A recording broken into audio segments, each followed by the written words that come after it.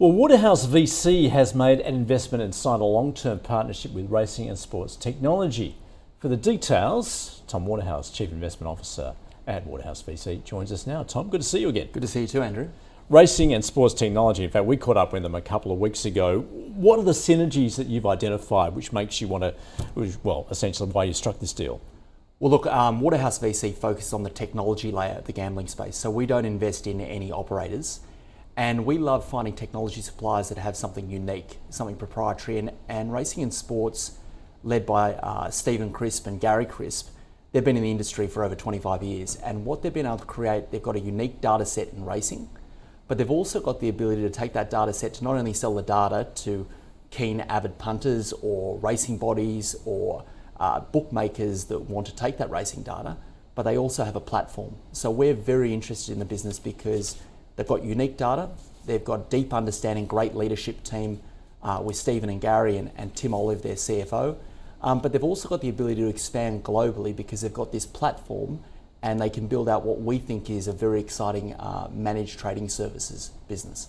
So as well as that technology, it's all about that premium content, analytics that correct. they have? You have to have something different and you have to have something unique, and they understand racing really well. We're a firm believer that racing plays a large part in the global gambling space.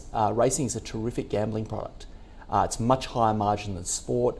It's on all the time, and there's plenty of places that don't allow online gaming. So you need constant product, and NFL, NBA, baseball, they don't make up constant product. And we think racing is it's a mature product, but still has a lot of growth left in it. And also, especially the largest operators in the world at the moment in the crypto space, they don't offer racing, or a lot of them don't offer racing. So we think Racing and Sports has a very unique role to play. When you say it's obviously a mature industry, then where are you identifying those growth opportunities?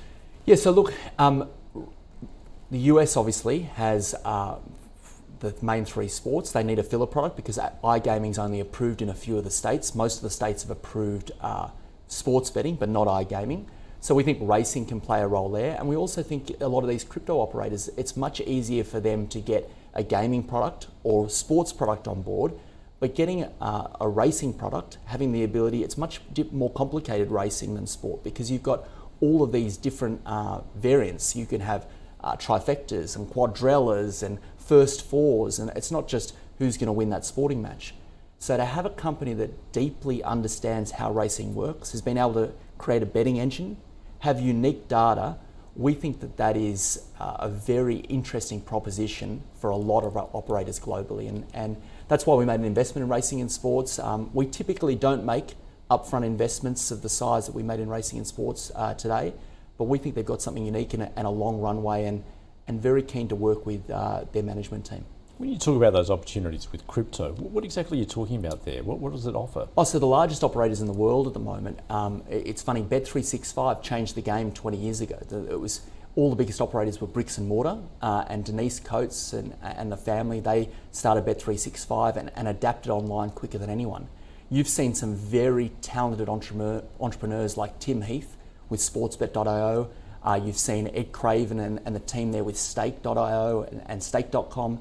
They're now some of the largest operators in the world, and they're what you call crypto operators. They're just finding a way to engage with the customer and allow the customer to interact much more easily and much more freely.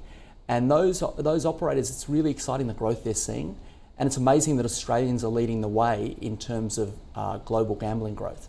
But we think racing plays a role in that space, and we think a company like Racing and Sports has an exciting role to play. All right, so this deal you struck with them has what's performance-based then? What's the detail there? So we've invested up front. We've bought 2.5% of the shares. We've got an option to acquire another 2.5% and then a further 10% based on milestones.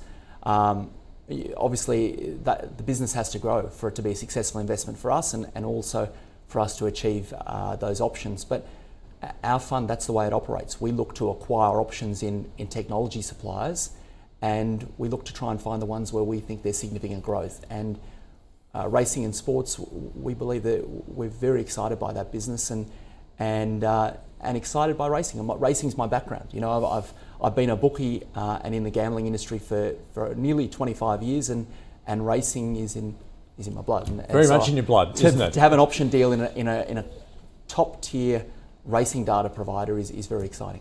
Tom, how is the fund tracking at the moment? Look, the fund is 31 times investors' money. It's compounded at over 100% per annum for the last 5 years. It was the inception was actually this time 5 years ago, August 13, 2019. So we've compounded over 100% per annum, but we've been able to do that because of this option structure. We acquire options in technology businesses, and if they grow, we've got something very valuable. And if they don't, well, obviously we've lost the money to acquire the option, but we have significant upside when we get it right. And I'm very hopeful that racing and sports has a very exciting journey ahead. Tom, can I ask you about, there's an ongoing debate in Australia at the moment about racing and gaming. Yep. And perhaps the regulatory risk that may pose, in particular with a lot of calls to ban gambling ads. Yep. Do you see that as a risk going forward? So yeah, it's a good point. That's why for the last 5 years, we don't invest in operators. We think that operators are going through a phase of increasing regulation, taxation, restrictions. It's just becoming tighter in that environment. 20 years ago, all the money was made by the operators. We believe in the $1 trillion market, the opportunity where to make money is focusing on the supplier side. Obviously, it's ongoing debate, but it's hard to know what the right answer is in gambling restrictions. But in terms of the advertising restrictions, being able to advertise entices people to be licensed in Australia and pay the taxes. There's a large grey market that services Australia that doesn't advertise and doesn't pay tax.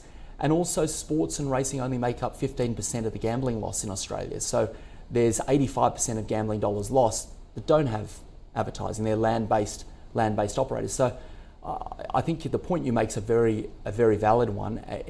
The operators are facing a tough time in terms of restrictions and tough time in profitability, but we focus in the supplier side, and we think that's the right way to invest in the market.